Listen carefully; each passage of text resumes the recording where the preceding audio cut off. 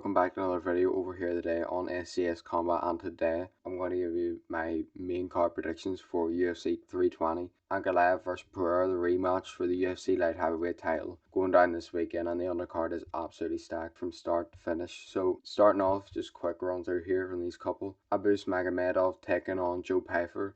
Now, being completely honest, the last time I seen Abus Nurmagomedov was when Sean Strickland knocked him out. Number 14 ranked in middleweight. I think Joe Pyfer should take this one. Should probably win by knockout as well. So we say, I know Abus has actually been doing good recently and has improved his cardio. I'm pretty sure I've seen glimpses of him, but I haven't watched the full fight from the Strickland one. But I'm going to take Joe Pyfer here. Just think he's going to be able to get it done by a knockout, possibly tire Abus out. Moving on, CHAMA versus Yusuf Zalal. So he last beat Calvin Kattar in February, which good win. Calvin Kattar, obviously, as we all know, used to be one of the top contenders in the world. Unfortunately, hasn't been going the best for him since that Max Holloway just complete domination. Josh Emmett, on the other hand, Josh Emmett's bound to be fairly old now, but 19-5, and his last fight was a loss to Lerone Murphy. I think it was fairly lackluster, that fight maybe, but I think if a fighter like Lerone Murphy picked Josh Emmett apart, I think I'm going to pick Yusuf Zalal here, get the win. I'm going to pick him to get done by decision. Moving on, Yuri Prochazka takes on Khalil Rountree.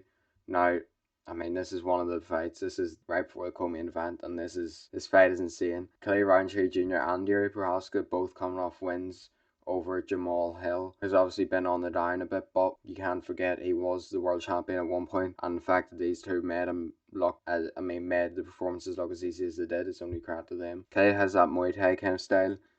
Hard shots, even knock her down. Yuri Prochazka has that more loose, hands down, head movement style. It's worked for him at times, other times it hasn't, and mainly in those Pereira fights. The main thing here is if Khalil couldn't clip him hard enough or not. Also, we've seen Alex Pereira knock Yuri out. Apart from that there, Yuri's been able to survive pretty well against other fighters. I mean, he done good in that Rakic fight. I think he might have got hurt in that Rakic fight, but he survived. Khalil Rountree, on the other hand, obviously coming off the back of very dominant performance against Jamal Hill. It's tough, man. It's tough to pick against Khalil. Obviously, when you talk about well-matched fights, this is one of the best fights we've had in ages in the UFC. I mean, former world champion against one of the top contenders. Both hard-hitting, both just amazing striking. Yuri obviously has that more risky style with his hands down, especially against an opponent like Khalil.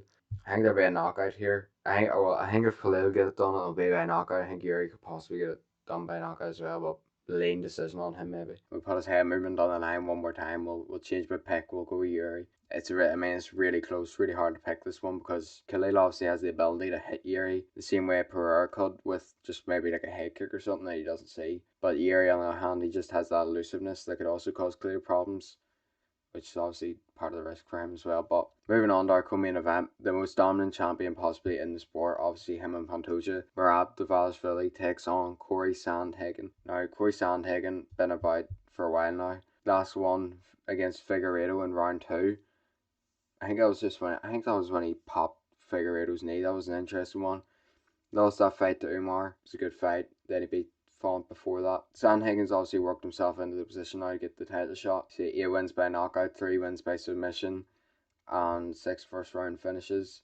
So I think we all know he's a really solid fighter and has just potential to shock. I know where you look at that knee against Frankie Edgar, and even that like just sneaky submission kind of Figueiredo in their fight where he just like sat up, popped his knee, and that was it over. You know, Corey Sandhagen's unpredictable. Merab, on the other hand, I mean, we all know he's the bantamweight GOAT at this rate. Obviously beat Sean O'Malley last time out, then beat Umar before that, beat Sean O'Malley before that, so he's been on a tear. Yeah, so before that he beats Cejudo, before that he beats Yan, before that he beats Aldo. I mean, this run is insane. From that Aldo fight, I mean, beats Aldo, beats Yan, beats Cejudo, beats O'Malley, beats Umar, beats O'Malley. So he's on an insane 13-5 win streak right now. Not usually known as a finisher, but he did get a finish over Sean O'Malley last time out. Obviously, we all know choked him in the 3rd round. Great performance from him there. I do think, unless there's just been a dramatic change over the night, I really don't see Corey Sandhagen, apart from maybe landing that flying knee or something as Merab comes in.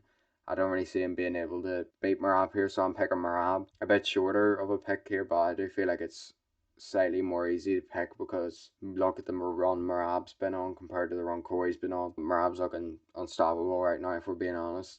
takedowns, the cardio, the pace, just everything. I think he beats Corey Sandhagen by decision. I don't think he'll get it done by finish this time, but I think it'll be a good fight. Moving on to the main event, we have Magomed Ankalaev and Alex Pereira in the rematch. Now, obviously, we know last time out, Magomed Ankalaev won by decision. It was a pretty close fight, to be fair.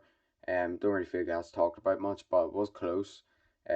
He was 3-2. Obviously, Pereira was focused on defending takedowns, which he did. He didn't get talked down the whole night, but unfortunately for him, that left him open to get hit by some huge shots in there. And once he did get hit, I think it was the end of the second, maybe the third, he ended up very hesitant. Obviously, when you're a fighter like Pereira, where your main skill is your kickboxing, being hesitant on the feet in there isn't the greatest thing of all time. Ank's on a good win streak here, beats Anthony Smith, then has that draw with Jan, and I think that was when they weren't going to let him fight for the belt again. So that's when they done, Glover and Jamal Hill, I think. And he fights Johnny Walker. I think something happened with a knee, but pretty much that's Johnny Walker where he was, and he was in Abu Dhabi and he said the desert, so they called the fight off. I remember that part. Then Ankalaev fights Johnny Walker again, absolutely annihilates him.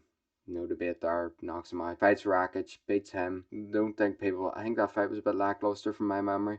And then fights Pereira and beats him, and it was a good fight. Pereira just didn't do enough on the feet to be able to land, and the leg kicks weren't as effective as many people thought they would be as well. Keys to winning the fight. I mean, you look at Alex Pereira this time, he has to get that striking off. He has to be not afraid of getting tucked down. He has to have the confidence that he can get back up from takedowns, to let his striking go a bit more rather than just worrying the whole time about being tucked down. Obviously, use them leg kicks heavy. We've seen Magomed Ankalaev lose his legs before in there by his leg kicks, and that was that fight against Jan. But it didn't work last time out for Pereira. You gotta see more output, some more body work, tire out Magomed Ankalaev, legs, body, head.